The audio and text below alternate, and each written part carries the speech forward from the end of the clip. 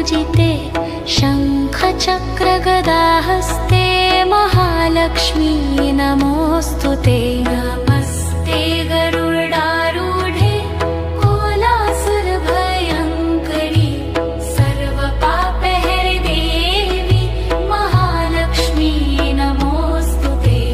सर्वज्ञे सर्ववरदे सर्वदुष्टभयङ्करी सर्वदुःखहरे देवी महालक्ष्मी नमोऽस्तु ते। सिद्धिबुद्धिप्रदे देवी भक्तिमुक्तिप्रदायिनी मन्त्रमूर्ते सदा देवी महालक्ष्मी नमोऽस्तु ते।